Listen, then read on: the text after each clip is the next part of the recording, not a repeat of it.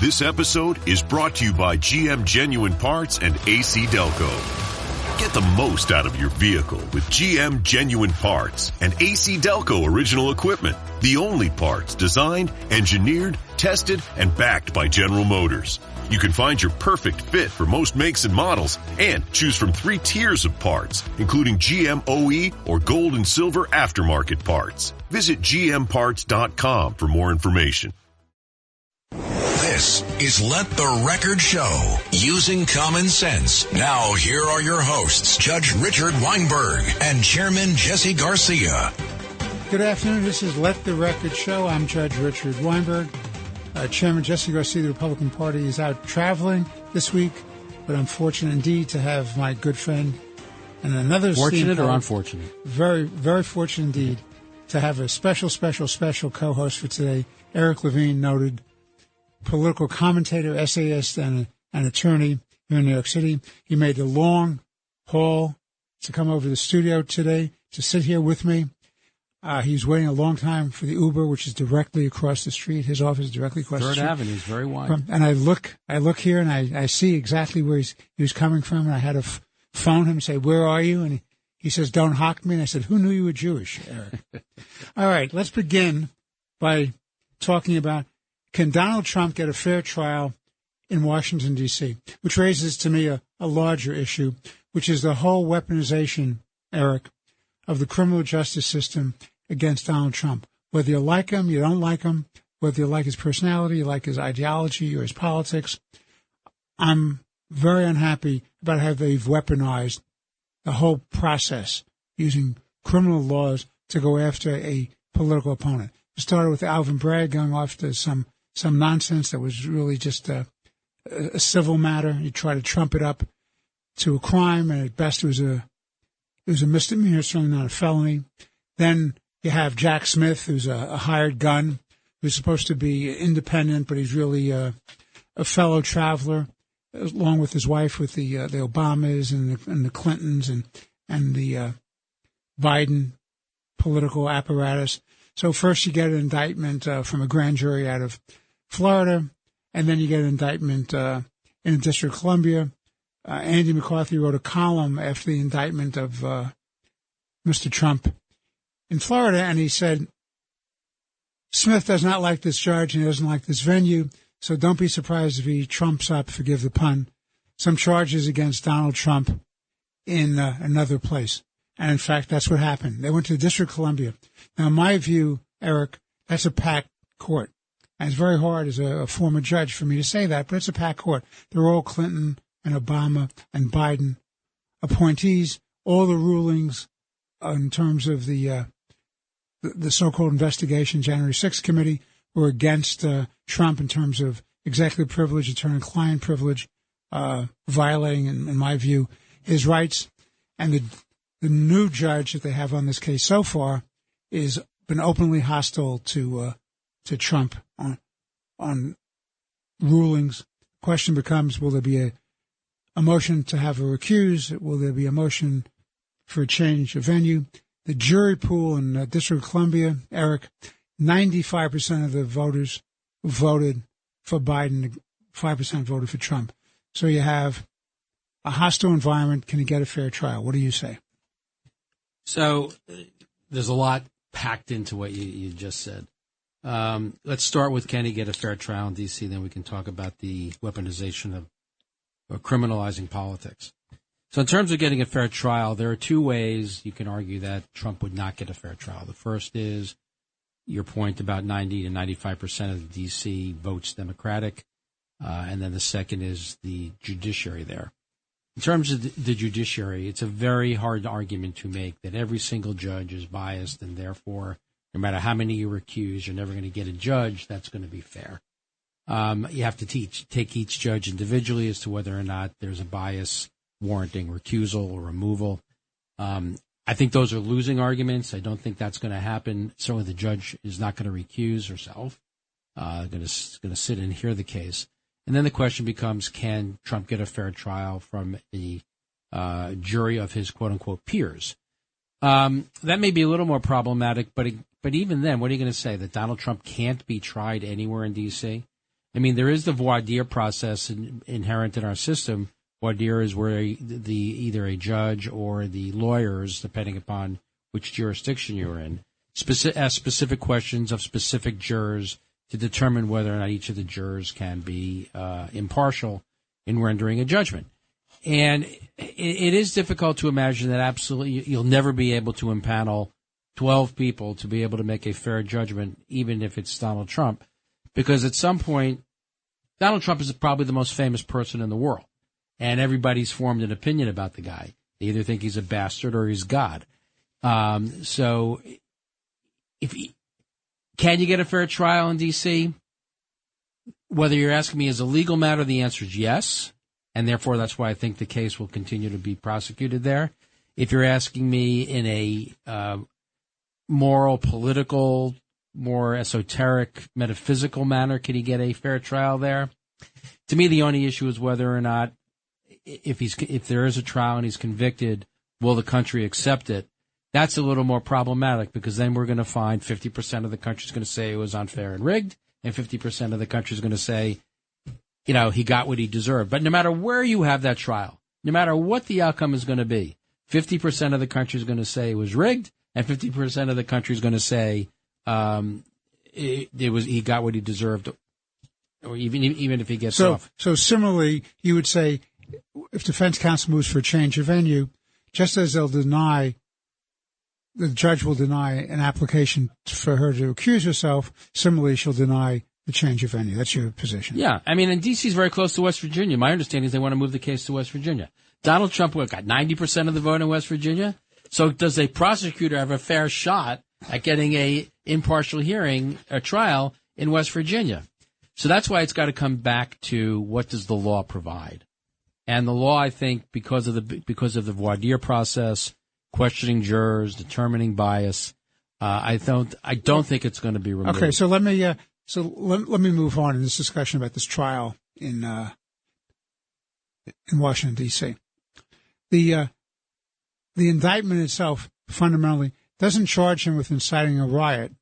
It charges him with trying to falsely say that the election was rigged, and therefore impact on the decision-making process. Well, then act in a way to undo the trial, right? The election, right? Even though he knew it was rigged, right? And so it all has to do with his state of mind, right? Did he know? What time did he know? Proving a state of mind, a bad intent, is going to be very, very hard in this case, because people will say, "Well, people told him he was wrong." It doesn't matter that people told him it was wrong, because I'm sure he had a whole bunch of people told him he was right, included the legal counsel. And what really counts is not the guys who said to him, you can have a good legal argument here, or you don't have a legal argument here. That doesn't matter. What matters was his state of mind. What did he believe? And he may honestly have believed that the election was rigged. And in fact, I just raised a question. It may well have been rigged, but not exactly the way he thought it was rigged, because by suppressing the laptop issue, by manipulating the technological giants so that they would not publish the stories about the laptop, that in itself was a manipulation on unfairness. Which now I go to the next point. This guy Jack Smith is very creative in his theories. The problem is, all the learned constitutional scholars, people like Alan Dershowitz and Jonathan Turley, both of whom are gentlemen I respect, constitutional giants in my opinion. One Democrat, one Republican. Right. And neither one a fan of Donald Trump. But they have pointed out the same arguments accusing Trump of trying to manipulate the process and distort the process could easily be attributed to Hillary Clinton efforts on the Russian collusion, or Biden's efforts to say, my son didn't make a dime from China, and I knew nothing about it. I was ignorant, and I didn't participate in any of the fee gathering. So, I mean, you could make a case, if you're going to go after the Donald on that, you could certainly well have gone after Hillary or Biden on that same legal theory. The problem is the larger problem, which you alluded to, which is this is not good for the country. Jerry Ford was absolutely correct when he, in my opinion, when he pardoned Nixon. The country does not need this kind of divisiveness at this time. We face enormous challenges internally and externally. We need to have a united country. If Donald Trump is convicted, half the country is going to be enraged. Half the country will be having parades and jumping up and down in glee. That is not good for the United States of America going into very challenging times. And I think, which leads me to another point, I want to get your thoughts on this. Somebody came up with a solution to the Trump-Biden scenario of 2024 presidential election. Now, I don't know whether it's legally kosher, and I don't know if it's politically viable, but this was a solution. And this was proposed by no less a giant in America than David Rubenstein. He's a very thoughtful commentator and a very successful business person.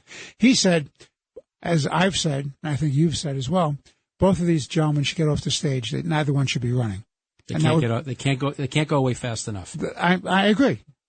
Well, I think Biden is a failure as a president, dangerous to the country. I think Trump's record was far better, but he can't unite the country, and he's a challenging personality. He's a different kind of danger. Okay, so I'd like both of them off the stage. So Rubenstein's theory is this. Biden should go to Trump. Go to Trump and say, listen, I'm going to pardon you on all the federal cases, and I'm going to use my best efforts, question whether he can do this indeed, my best efforts to have the state charges in New York dropped against you and the forthcoming indictments that we expect to come out of Georgia in the next couple of weeks against him on some RICO theory that you have a very creative local DA using, a racketeering organized crime statute, which shouldn't be used in this context. So I'll use my best efforts to get you off that hook.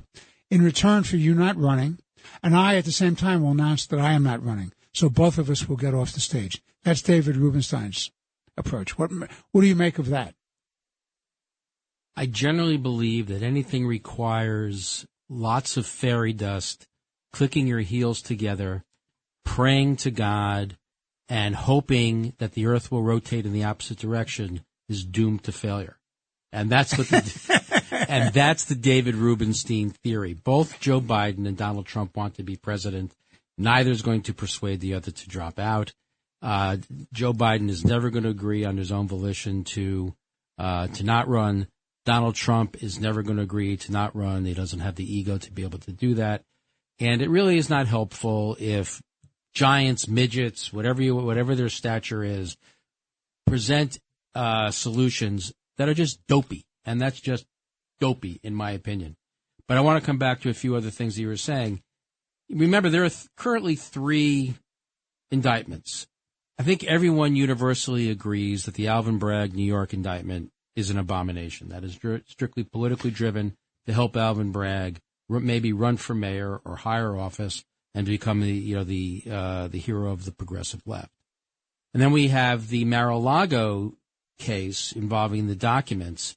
That case, you and I disagree on this. I think that is a fundamentally strong case for the government, not so much that Trump took the documents, but that he obstructed justice and lied about having them and keeping them and asked others to break the law and try and destroy evidence to the fact that he had them. That, I think, is actually a viable, strong case, and Trump is at great legal peril there. The third case, the D.C. case, the Jack Smith case. They're both Jack, both Florida and D.C. The one but this one, the new one in D.C., about the January 6th. Right. I think your assessment of the charges are correct, but I think it's important. What it is it's a criminalization of holding a different political view. And it really demonstrates, I think, a 2-tiered criminal justice system that we currently have. It may well be that Jack Smith's view of the world and stretching of the laws is legally viable, and they'll get a conviction from Trump. I don't think he'll succeed. I think even if he wins a trial, it'll eventually be reversed either at the appellate level or at the Supreme Court. But what is most troubling about that is something you alluded to. If Donald Trump can be tried for these acts, Hillary Clinton should have been tried for the Russia hoax. Adam Schiff should be tried for the Russia hoax. There's no shortage of people who should be tried for lying to the American people, knowing that the truth is somewhere else, and then acting on those lies in a way to try and impact an election or a political outcome or a legal outcome. That's what they all that's what Hillary Clinton, Adam Schiff, and Donald Trump's behavior all have in common. So I think, remember, Hillary, when there was this outstanding subpoena, destroyed it. Well, it's even worse than that. Yeah, that is a crime in and of itself. But Hillary Clinton paid for the dossier. The Steele dossier. She knew it was false. She knew the story was false. She planted the story, but she's too conniving and cowardly to carry her own water, so she got other people to do it for her, including Adam Schiff. So they advanced the false narrative. They knew the narrative was false. Even the press knew it was false. And they impeached him on a phone call. Remember that? Well, they impeached him on the Ukraine phone call. Okay, right. So which was based on a false narrative, and which they knew was false. So so if Trump is guilty, they're guilty. If Trump should be indicted for this, they should be indicted for this. I am not defending Donald Trump in any way, shape, or form. All I am arguing for is this one set of rules that should apply to absolutely everyone. All right. Kevin is giving us that signal. He's readying the hook. We are going to be taking a break. This is Left the Record Show with esteemed attorney, political commentator, and essayist, Eric Levine. I'm Judge Richard Weinberg. We'll be back with you in a moment with more interesting conversation. If you're having problems with your septic system and you're tired of spending so much money each year to have it pumped, then SeptiClean is the answer for you. SeptiClean is an advanced specially formulated blend of bacteria used in the treatment of home and commercial septic systems. The breakdown of waste in your system relies on biological activity of naturally occurring bacteria. SeptiClean restores the natural biological process in your septic system and boosts the existing biological activity. SeptiClean is completely safe on all plumbing and can help prevent expensive emergencies in pumping. SeptiClean has approximately 6 to 100 times the bacteria count of other leading off-the-shelf brands in a 1-year supply. SeptiClean comes in a water-soluble pack, which you flush down the toilet once a month with no mess or stress. Save time, money, and maintenance on your septic system. Find SeptiClean at Emporium True Value Hardware on Main Street in Sag Harbor or visit micro-tab.com. That's micro-tabb.com. Micro-tabb.com. My cat Freddie loves to be brushed and cuddled. But stirring up his cat allergens meant sneezing and itchy eyes. Then I found Purina One Live Clear. It's cat food that reduced the major allergen and my suffering in as little as 21 days. Now, we feel closer than ever. If you have issues with cat allergens, you really need to try Purina One Live Clear. Try new Purina One Live Clear today. Purina One, a difference from day one. How does PwC take your company to the leading edge? They bring the sharpest minds in tech to your team, so you can bring the ideas that will transform your business. They're passionate about your industry, so you can walk into any room with every advantage. And they're with you every step of the way, so you can know you're headed in the right direction. PwC builds for what's next, so you can get there now. Get started at pwc.com/US/leading edge. This is Let the Record Show. Now, here are your hosts, Judge Richard Weinberg and Suffolk County Republican Committee Chairman Jesse Garcia. We are back. This is Let the Record Show. I'm Judge Richard Weinberg.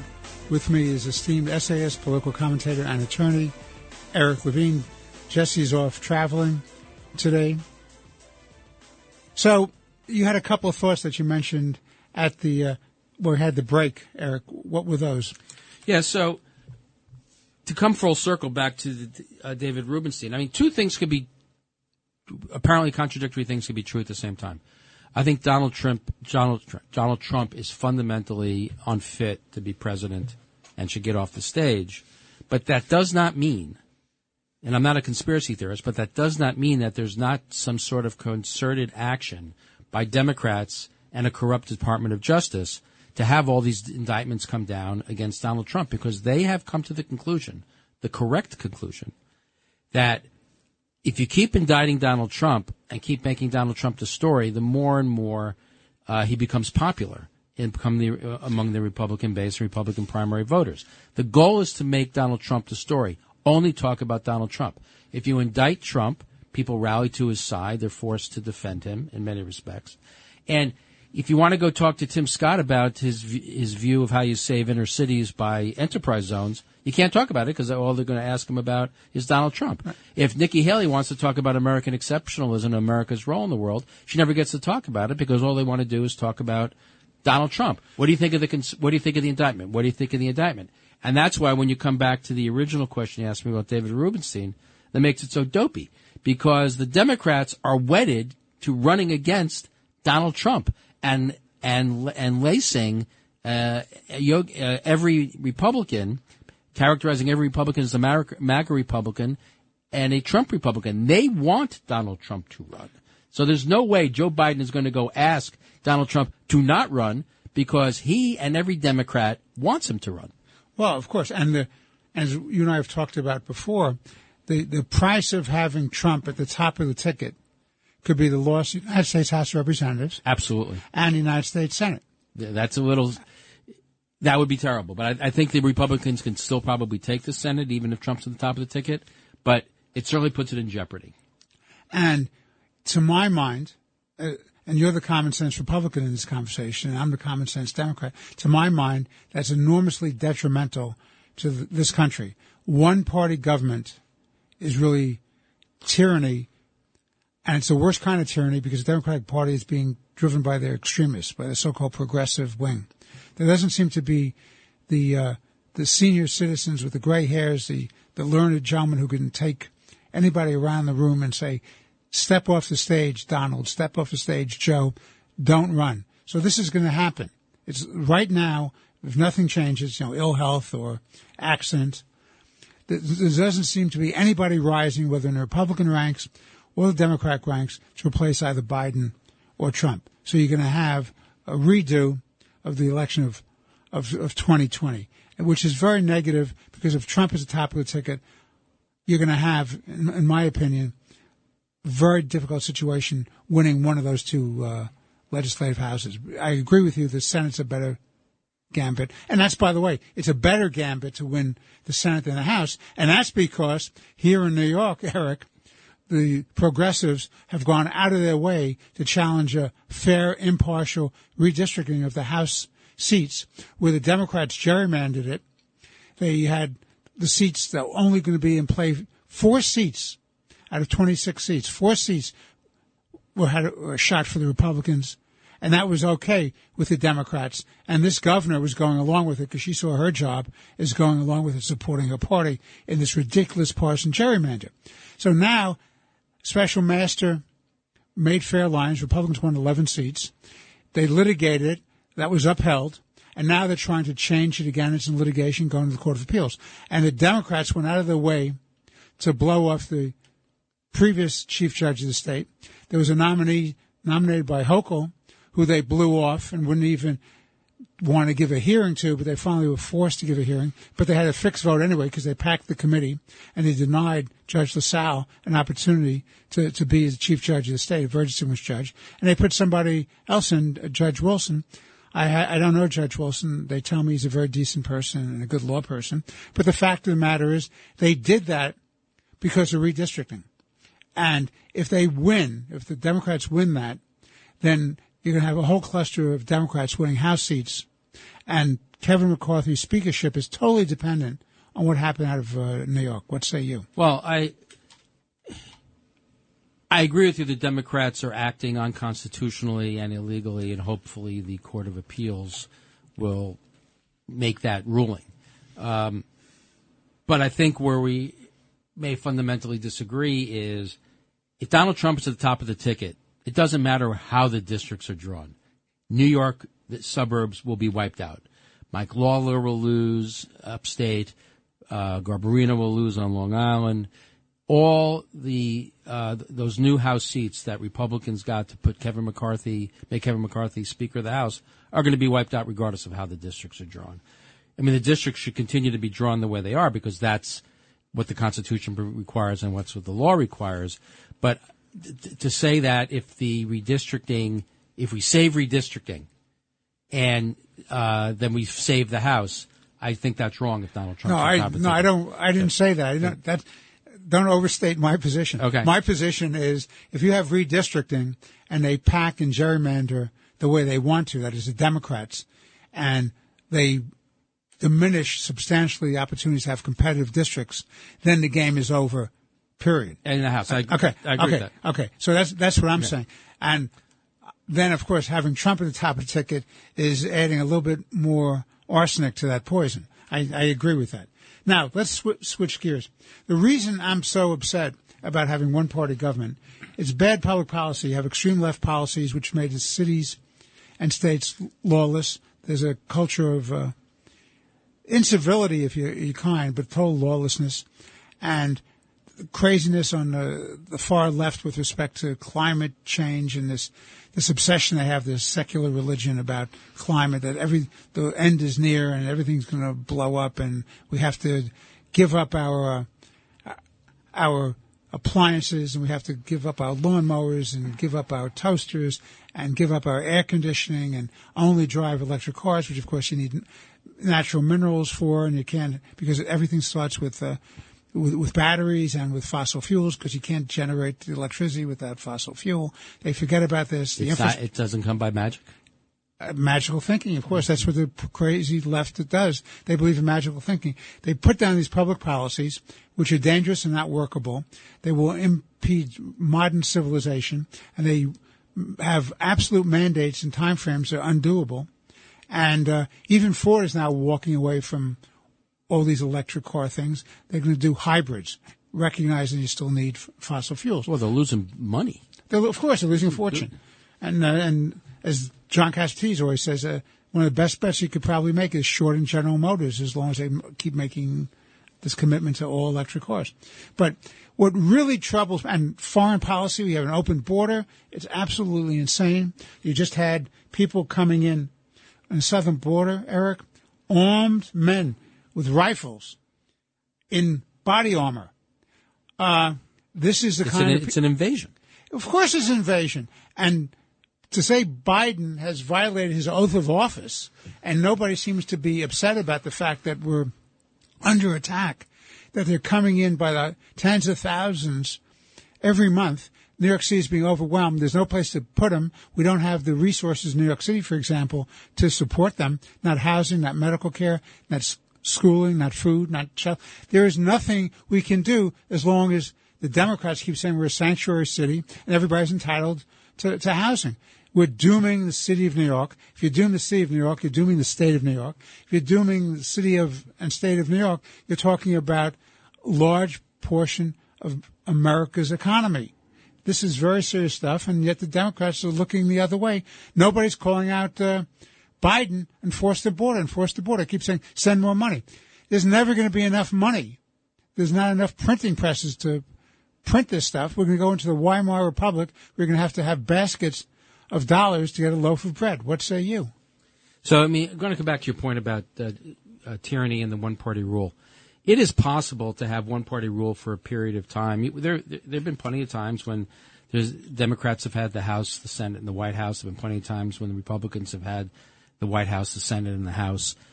That by itself doesn't create the one-party tyranny problem that you're discussing. I think where the tyranny problem comes into play is if you have one-party rule in a way that the other party has no chance of winning.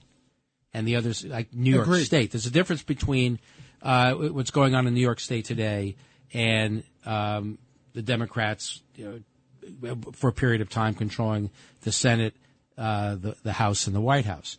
Where your concern becomes real at the federal level is if the Democrats succeed in taking Biden getting reelected, retaking the House, and holding the Senate, then the filibuster is going to go away. Absolutely. And what happens when the filibuster that point, goes? when the filibuster goes away, then one of the first things they will do is to make D.C. a state, which will virtually guarantee Democratic majorities in the Senate in perpetuity. Of course. And don't forget Puerto Rico. Right. Well, Puerto Rico actually, Republicans have a fighting chance in Puerto Rico. If you look how Hispanics are voting in the United States, it's almost 50-50. and particularly amongst Hispanics that come from former, Marxist regimes, Cuba, Venezuela, Colombia. Those groups vote Nicaragua. Those groups vote Republican. So, if Puerto Rico were to become a state, I think that would be competitive for both Republicans and Democrats. DC's different. So you would start seeing put in place the concern you have. That'd be one building block, that the Senate would be Democratic in perpetuity.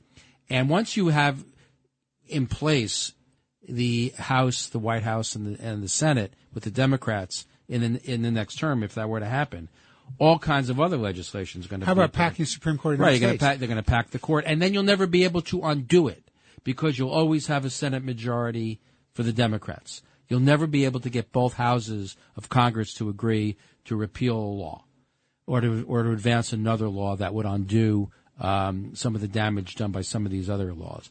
Climate change, the climate agenda would be etched in stone forever. Social justice, diversity, equity, and inclusion would be etched in stone forever, unless the Supreme Court hopefully would strike down what is a racist, anti-Semitic ideology. But if the Democrats take the White House, the Senate, and the House in the next election, then your concern about tyranny at the federal level really does come into play. And we're already seeing it in New York State and New York City. There's a reason we're in a death spiral. Well, another problem, of course, about having control of the entire governmental apparatus, control of all the agencies and the departments of the federal government, is let's talk about the allegations about Biden's family influence peddling. The people who are trying to control a narrative would say, oh, Joe's just being a good father. He's taking care of his son. His son was an addict. He doesn't want the kid to relapse or to be suicidal. So it's all about being a good father. The fact of the matter is nobody gets paid tens of millions of dollars, which is parsed through 20 different shell companies, where Biden himself gets on the phone and talks to these people who his son is doing business deals with, where Biden goes to a foreign nation, the Ukraine, and demands, in return for using governmental money, says you have to fire the prosecutor. And what's the subject of the prosecutor's investigation? Burisma. And who is Burisma? But a place that's paying off Hunter Biden. So all this money is being ferreted out by Comer and who has the Oversight Committee, as well as the Judiciary Committee, as well as Ways and Means. He's doing an absolutely fabulous job. Yeah, it's wonderful. But the fact of the matter is, if the Democrats control the whole game, remember, everything was suppressed. The media, the mainstream media, the networks, the newspapers, the tech giants, they suppressed the truth about the laptop, which shows that the fix was in. Everybody did that. And they went off and they had 51 former intelligence officers at the request of Tony Blinken, a then Biden aide in the campaign, to write coming back to our original point, make a false statement to influence the election. There you go. That it was Russian disinformation. That was a lie. They knew it was a lie, but they said it anyway. Of course. And because even Morell, the former acting head of CIA, admitted we did it to help Joe. Of course. So that's the danger. That's the danger of that other prosecution in D.C. So I'm very troubled about. We need to know the truth about Joe Biden. Well, you want to talk about, he's a good father. He wants to help his son. Okay, that may be true. But he also takes an oath of office. So he has to make a choice. If by being a good father it requires him to violate his oath of office, he needs to resign. Absolutely. He can't do both. And obviously he did not resign, and he chose to abuse his office to be a good father. And I reject the notion that you have to abuse your office in order to be a good father. As you say, he took an oath of office to protect and defend his country, to uphold the Constitution and its laws. Against enemies, foreign and domestic. And the fact of the matter is, there are real questions about. Now, he kept saying, show me the money. Well, when the government wants to go after somebody on tax evasion, they have what they call a lifestyle case. I want to know how Biden has lived so well with these mega mansions in Rehoboth and in Wilmington on a government salary. These are reasonable questions, and that will be buried in a one-party tyranny where they control all the levers of power. All right, we have to take a break. Please stay tuned. Eric Levine, learned political commentator, essayist, and attorney, will stay with us. I'm Judge Richard Weinberg. We'll be right back. Ryan Reynolds here from Mint Mobile with a message for everyone paying big wireless way too much. Please, for the love of everything good in this world, stop. With Mint, you can get premium wireless for just $15 a month. Of course, if you enjoy overpaying, no judgments, but that's weird. Okay, one judgment. Anyway, give it a try at mintmobile.com/switch. Upfront payment of $45 for 3-month plan, equivalent to $15 per month required. Intro rate first 3 months only, then full price plan options available. Taxes and fees extra. See full terms at mintmobile.com. It's the Smucker's Uncrustables podcast with your host, Uncrustables.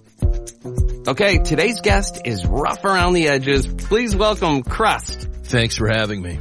Today's topic, he's round with soft pillowy bread. Hey. Filled with delicious PB&J. Are you talking about yourself? And you can take him anywhere. Why'd you invite? And we are out of time. Are you really cutting me off? Uncrustables are the best part of the sandwich. Sorry, Crust. Impact confirmed. The Slayer has been activated. Demonic threat level increasing. Hold the line! All the power of hell cowering before one man. id Software presents Doom, The Dark Ages. Available now on Xbox Series X and S, PlayStation 5, and PC. Rated M for mature. This is Let the Record Show, using common sense. Now, here are your hosts, Judge Richard Weinberg and Chairman Jesse Garcia. We're back. This is Let the Record Show. I'm Judge Richard Weinberg. With me is Eric Levine, esteemed essayist, political commentator, and attorney. Jesse Garcia is out this week traveling. So let's switch gears, Eric. I want to start talking about some national security, foreign policy issues. There's a group that Russia's used. It's called the Wagner Group. And they have made their presence known throughout Africa. And the latest gambit is they overthrew a legitimate government in Niger and installed a military dictatorship. And it's controlled by the Wagner Group. And the first thing they did is they hoisted the Russian flag there. So why is it important? Why is Africa so important? Why do we even care what happens in Africa? And by the way, there are about 5 countries the Wagner Group has subverted and taken over and put in their nominees, their surrogates. So it influences it impacts Russia's influence in that area and diminishes ours. Why is that so important? Because the natural resources are there, Eric. Right. So there's a lot of reasons. That's one of them. Let's remember who the Wagner Group is. That's the group led by Yevgeny Prigozhin, the one that was supposedly going to challenge Putin. He was marching to Moscow, and he stopped. Lo and behold, the guy's out and about doing his thing again. I mean, what do you think that was about? Do you think that was just a game? It's a pretty high-stakes game, but certainly it demonstrates Prigozhin's importance to Putin. And wherever Prigozhin goes, he's doing Putin's bidding. Now, you asked the question, what's going on in Niger? Now, Niger actually had a democratically elected president, Mohamed Bazoum, and he was overthrown in a coup by, I'm going to mispronounce this, Abdourahmane Tahani, in a military coup. And what was remarkable about it is that the coup was unfolding extraordinarily slowly. And Bazoum was actually, I think, at lunch or dinner, and he was calling the U.S. and France, because remember, Niger is a former French colony, for help. We have over 1,000 troops there, and it would have been relatively simple for those troops if they just kind of peeked out from behind a wall. The coup would have been defeated, and Bazoum, an American ally, would have stayed in place. But we did nothing. We actually allowed the coup to unfold. I think maybe we issued a strong statement that Anthony Blinken wrote a letter. Well, he's very good at that. Joe Biden waved the finger, and Jake Sullivan made a speech, and then the coup succeeded. So the maps really matter. I encourage people to go back and look at a map and see where Niger is. So there's a tier in Africa called the Sahel. It's just in the southern part of the Sahara Desert. And it starts at the Red Sea. It goes from Sudan to Chad to Niger to Mali to Mauritania. Each of those countries has fallen. Each of those countries is now pro-Russian. And it basically cuts off North Africa from Southern Africa. That's now all in Russian control. And why would we have 1,000 troops there to begin with? One is because as terrorist groups like ISIS are forced out of the Middle East, they need a place to go. And they go to Africa. They go to Africa. Of course. So they're in that tier. And we're there to, as in a counterterrorism role, and also to help the democratically elected government of Bazoum. And also, if you look at a map, where does the Sahel region border in Egyptian? It borders a lot of our allies. It borders Egypt, critical ally, Kenya, critical ally, Nigeria, the largest country in Africa, an American ally. These countries are now all being destabilized to the point where Nigeria has actually said, we're going to put together a group of countries and we're going to militarily put the democratically elected president back in office. Whether or not he'll have the ability to do that, we don't know. But certainly he can't do it without American support, and I don't see any American support. So here we have a victory for the terrorists, a victory for the Russians, another embarrassing defeat for the United States, threats posed to some of our strongest allies in Africa, which is population-wise, I believe, the fastest-growing continent on Earth. And because the rare earth minerals are in that Sahel region, many of them are in Niger, we have now successfully placed rare earth minerals in control of Russia, taken them out of the hands of our allies and put them in the hands of our enemies. So, and what do we need these rare earth minerals to do? We need them to build the batteries for all these EVs that Joe Biden thinks would be so critical to make to save the planet. So we are making ourselves more and more dependent on Russia, more and more dependent on China, who also has access to these rare earth minerals. The whole thing's insane. So the United States really needs a victory somewhere, and I really don't see it coming while Joe Biden is president. How many more defeats can this country accept? I don't know. Look, I don't know that we're ever going to be able to fully recover. At least it'll be decades for us to recover from the Afghanistan debacle. I think it was a surrender. If people want to call it a withdrawal, call it what you want. Admiral Kirby had the audacity to stand up there and talk about how organized it was. From his perch. But his perch was on the dark side of the moon. Right. He didn't see anything. I mean, the adjective is catastrophic. What happened in Afghanistan was absolutely catastrophic. And you see a ripple effect from all of this. I mean, one of the reasons why the Russians believe they were comfortable to go into Ukraine is because they saw how weak we were. How weak we are. And our weakness is being exemplified again here in Africa. And countries are watching. Not just China, Russia, Iran, and North Korea, who are our enemies and are now in an axis of evil to end the American-led world order. But Kenya's watching, Nigeria's watching, Saudi Arabia is watching, the United Arab Emirates is watching, Taiwan is watching. Our allies are watching as well, and they are scared witless. Where is the United States? So we have ourselves humiliated on the world stage. We embolden our enemies. We cause that, put doubt in the minds of our allies. But most critically, even if you want to believe Joe Biden believes what he says, when climate is our existential threat and the world's going to end 2 weeks from next Thursday, and therefore we must all go green, wouldn't you think he'd want to have as much rare earth minerals under the control of the United States to be able to build the EVs, the batteries that will charge the EVs? But we keep losing. We keep losing. Central Asia, where Afghanistan is, that's the other place where all these rare earth minerals are. We've been pushed out of there. And the Chinese and Russians are working real hard to push us out of the Middle East, and we're accommodating them. America is in full-fledged retreat. And that's the great record that the Biden administration wants another 4 years on. But it's not Bidenomics. It's just foreign policy. Yeah, I mean, it's frightening. It is frightening. I keep asking myself, what is it that Joe Biden has done right? I don't know. Shortest book in history. That's correct. It's shorter than great Jewish athletes. No kidding. But I'll tell you this. The question becomes, why was Obama so dead set against Joe Biden running for the presidency, and why did he support Hillary Clinton? Well, what did the question? Let me rephrase it in a more leading way. What did Obama know about Joe Biden that gave him serious pause?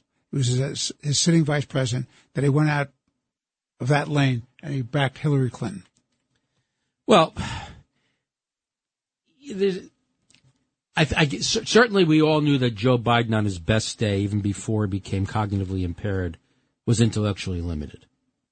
And we also knew that Joe Biden had a real problem with the truth. I mean, how many times did he lie? He's a fabulist. Yeah, fabulous. He makes up all kinds of stuff. But you had Robert Gates, the former head of DOD, both in Republican and Democratic administrations, make the observation that at the time he wrote the book, about 20 years ago, Joe Biden has been wrong on every important foreign policy issue to date over the past 40 years. So Joe Biden has kept a perfect record over the last 50 to 60 years of being wrong on every single foreign policy decision over that period. Now, Obama could not have objected to that because Obama got no foreign policy decision right either.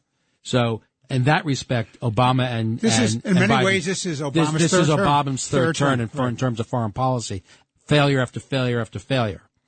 So domestically, it really comes down to, and interestingly enough, Joe Biden is out-progressivizing Obama. His policies are even more progressive than Obama's. So it can't be policy-wise what was his objection to to Biden. So it's one of two things.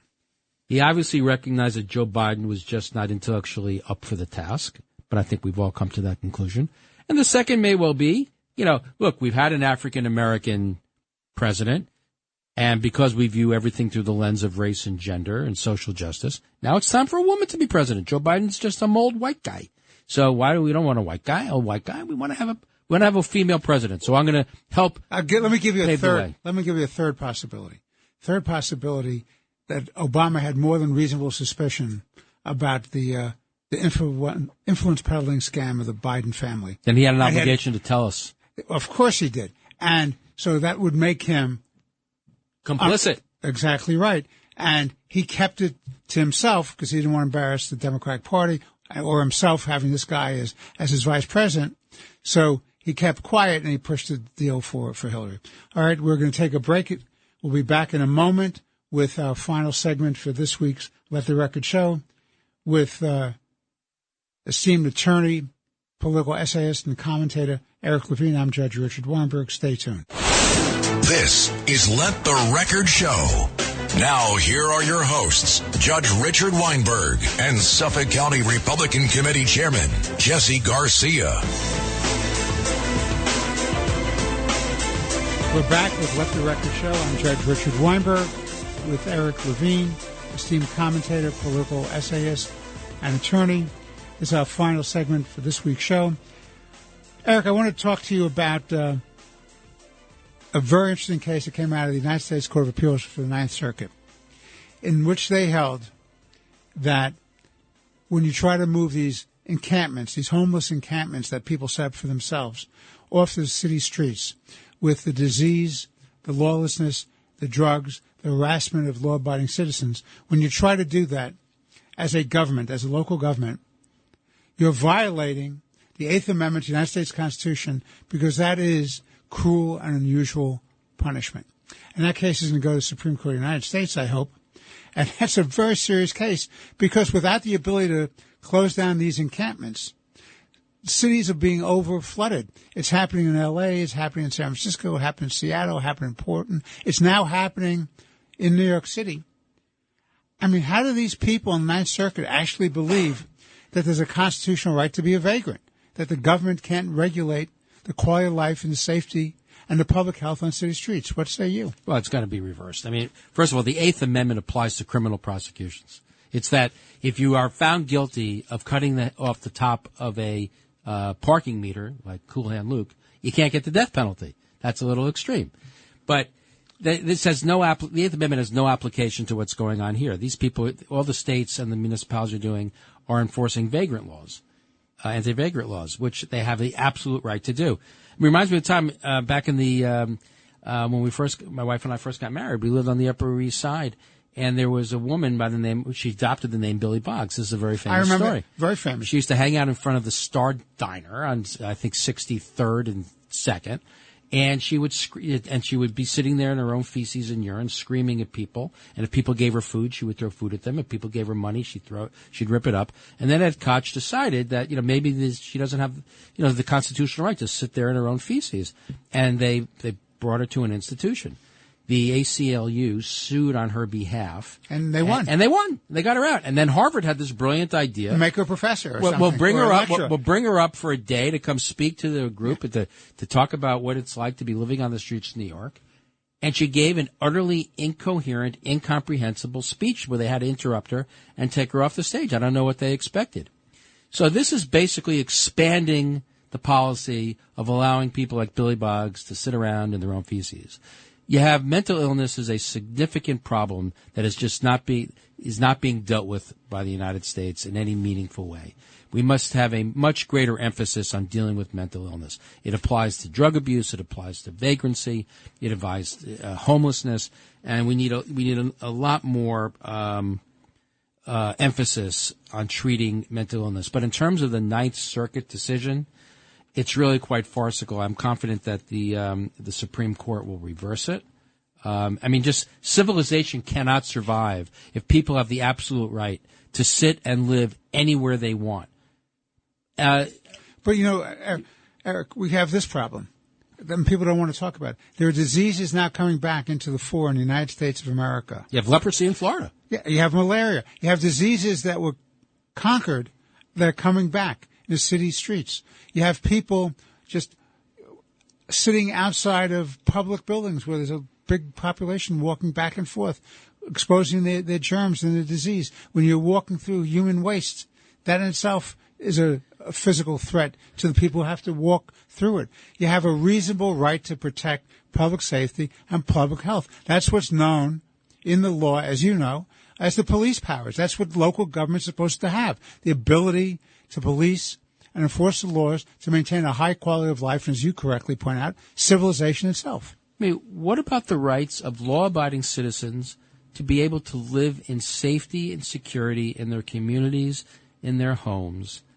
Why aren't these rights being taken into account? That's the overwhelming majority of all Americans.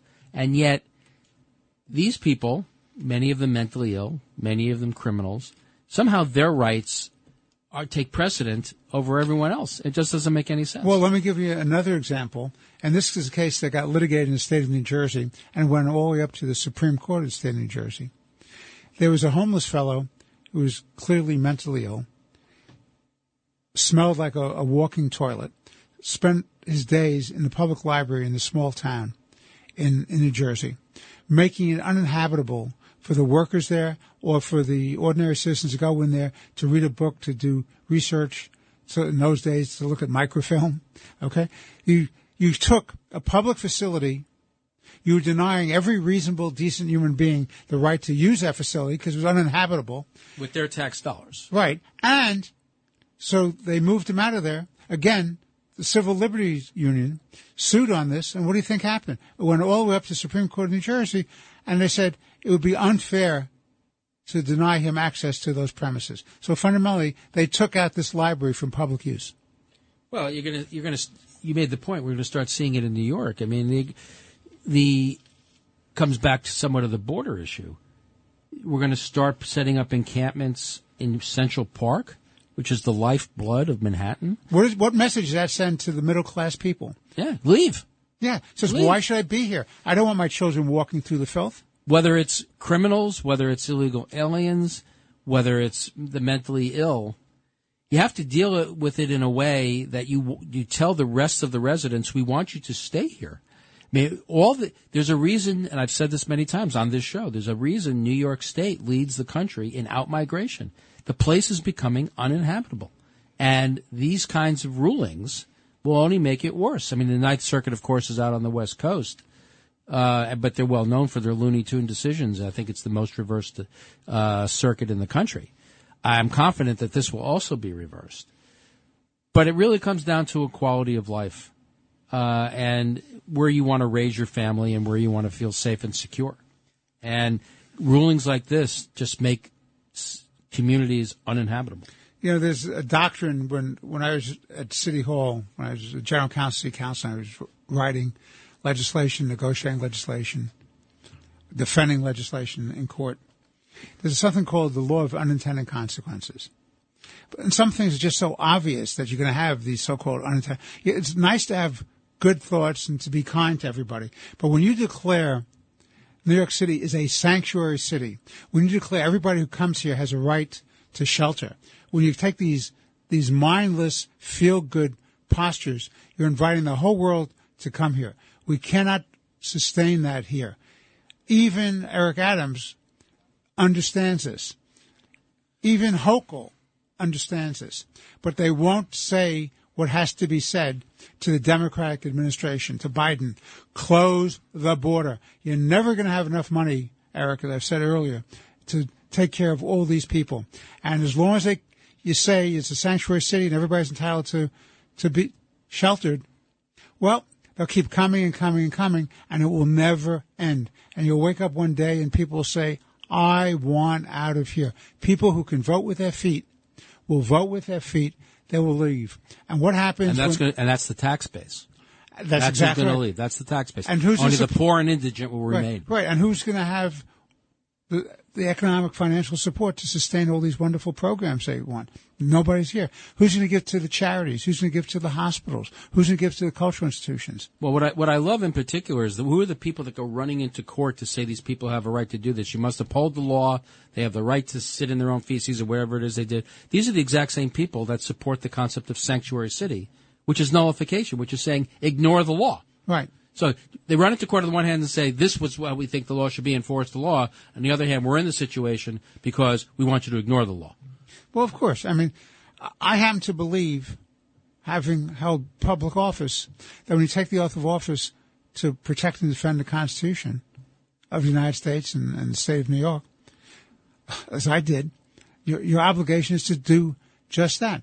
If I'm the mayor of the city of New York, and it goes to all the mayors, de Blasio, for example. Okay, if I'm the mayor and I say we're a sanctuary city and I'm not going to enforce the United States immigration laws, it seems to me you should be removed from office. You violated your oath of office. You have no right to say that. No public officer has a right to say, when you have a federal law on immigration policy, that I'm a sanctuary city, I'm ignoring it. I'm not going to cooperate with immigration naturalization services. I'm not going to cooperate with law enforcement. You have no right to do that. And Biden, as President of the United States, has no right to say, I'm not going to enforce the immigration laws where if you want sanctuary, you have to go through a process and you have to register and you come through legally. I mean, it's just an awful situation. You have people who sworn to uphold and protect this country are not doing it and they're violating their oath. Last words from you, Eric. Well, it's interesting when you talk about nullification, ignoring the law. That was the exact same theory that the southern states used in 1860 when they seceded from the Union. They didn't like the anti-slave law, you had to return the slaves. Right. I apologize, I forgot the name of the laws, but coming out of the Dred Scott decision. Right. So they've decided we're going to ignore those laws, and then we'll secede from the Union. So, full circle, if you don't like the law, just ignore it, and then just claim that you're virtuous. And people, by the way, have been saying that Biden, the left wingers are saying, well, Biden doesn't like it. Don't do it. You're under no obligation. To the contrary, he's under every obligation. 100%. This has been Let the Record Show. I'm Judge Richard Weinberg. With me, co-hosting with me today is esteemed attorney, political commentator, and essayist Eric Levine. We hope you've enjoyed the conversation today, and we look forward to being with you again. If you're having problems with your septic system and you're tired of spending so much money each year to have it pumped, then SeptiClean is the answer for you. SeptiClean is an advanced specially formulated blend of bacteria used in the treatment of home and commercial septic systems. The breakdown of waste in your system relies on biological activity of naturally occurring bacteria. SeptiClean restores the natural biological process in your septic system and boosts the existing biological activity. SeptiClean is completely safe on all plumbing and can help prevent prevent expensive emergencies and pumping. SeptiClean has approximately 6 to 100 times the bacteria count of other leading off-the-shelf brands in a 1-year supply. SeptiClean comes in a water-soluble pack, which you flush down the toilet once a month with no mess or stress. Save time, money, and maintenance on your septic system. Find SeptiClean at Emporium True Value Hardware on Main Street in Sag Harbor, or visit micro-tab.com. That's micro-tabb.com. Micro-tabb.com.